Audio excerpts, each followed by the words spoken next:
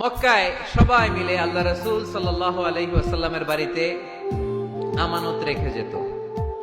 যেদিন রাতে আল্লাহ রাসূল সাল্লাল্লাহু আলাইহি ওয়াসাল্লাম হিজরত করবেন, ওই দিন রাতে উনি ওনার মেয়ের জামাতা সাইয়েদনা আলী রাদিয়াল্লাহু তাআলা আনহুকে এই আমানতদারিতার বিষয়গুলো বুঝিয়ে দিয়েছিলেন আর বলেছিলেন, আলী, এত মানুষের এত জিনিস আমার বাসায়, আজ রাতে আল্লাহ হিজরতের আদেশ দিয়েছেন, কিন্তু আমি তো এগুলো পৌঁছে দিতে পারবো না রে আলী।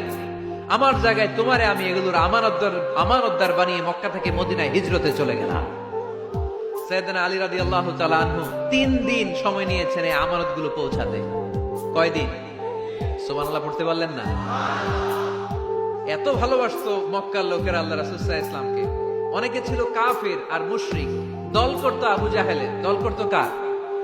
কিন্তু আমানত রাখার সময় আবু জাহেলের কাছে রাখে না, আল্লাহ রাসূল সাল্লাল্লাহু আলাইহি ওয়াসাল্লামের কাছে রাখে। সুবহানাল্লাহ কইবেন না? আল্লাহ রাসূল যদি বলতেন আমার কাছে কেন, আবু জাহেলের কাছে রাখো, ওরা বলতো আবু জাহেলের কাছে যদি টাকার প্যাকেট রাখি, দেখা যাবে আয়েশা টাকাও নাই, টাকার প্যাকেটও নাই। আপনার কাছে যেইভাবে যেই জিনিসটা রাখি ঠিক ওইভাবে পাওয়া যায়। ওয়াল্লাযীনা হুম লিআমানাতিহিম ওয়া আহদিহিম রাউন। মুমিন বান্দার 5 নাম্বার গুণ, তার আমানতদার হয়। কি হয়? এরপরে আল্লাহ বললেন, ওয়াল্লাযীনা হুম লিআমানাতিহিম ওয়া আহদিহিম রাউন। মুমিন বান্দারা কখনো আমানতের খেয়ানত করে না, ঠিক কি না? আমানতের খেয়ানত করে, আমানতের হেফাজত করে। ইন্নাল্লাহা ইয়া'মুরুকুম আন তুআদ্দুল আমানাতি ইলা আহলিহা। আল্লাহ আদেশ করেছেন আমানতদারের কাছে কিছু রাখা হলে সে যেন আমানত পৌঁছে দেয়। আপনার বন্ধু আপনার কাছে একটা ল্যাপটপ রেখে গেল, এসে বলল 2 মাস পরে এসে বলল, বন্ধু ল্যাপটপটা দাও। ঠিক যেমন সে দিয়েছে তেমন আপনি দিবেন, ঠিক কিনা?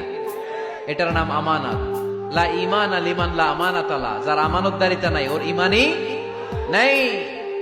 এজন্য খবরদার। আল্লাহ রাসূল সাল্লাল্লাহু আলাইহি ওয়াসাল্লাম ছিলেন আমানতদার। এজন্য মক্কার লোকেরা আল্লাহ রাসূল সাল্লাল্লাহু আলাইহি ওয়াসাল্লামকে উপাধি দিয়েছিল আস-সাদিক আল আমিন।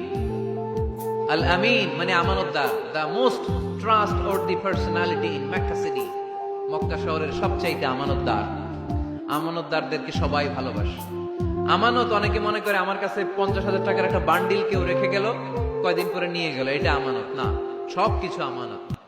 আপনার সম্পদ আছে, এই সম্পদ আপনার কাছে আমানত রেখেছে কে? আপনার স্ত্রী আছে, এই স্ত্রী আপনার কাছে আমানত। আপনার সন্তান আপনার আমানত। আপনার ক্ষমতা আছে, এই ক্ষমতা আপনার কাছে আমানত। যিনি ইমাম সাহেবের কাছে মসজিদ আমানত। যিনি চেয়ারম্যান সাহেব, ওনার কাছে ওনার ইউনিয়ন পরিষদ আমানত, ঠিক কিনা? যিনি প্রধানমন্ত্রী, ওনার হাতে 56,000 বর্গ মাইলটা আমানত। এটা অনেক বড় বিষয়। যার যা দায়িত্ব ওইটা আমার কাছে আমানত। আমার কাছে এই তাফসীরের মঞ্চটা আল্লাহর দেয়া আমানত। যে হাফেজে কোরআন, তার সিনার ভিতরে আল্লাহর কোরআনটা আমানত। ওয়াল্লাযীনা হুম লিআমানাতিহিম ওয়া আহদিহিম রাউন। যাকে আল্লাহ যেই নিয়ামত দিয়েছে সবটাই আমানত। মুমিন এই আমানতের খেয়ানত করে। আমানতের খেয়ানত করে যারা মুনাফিক, তাদের বৈশিষ্ট্য হচ্ছে ইদা আতুমিনা খানা। আমানত রাখলে খেয়ানত করে। এরকম আছে না নাই? আমরাও আমানতদার হব। সবাই বলেন ইনশাআল্লাহ।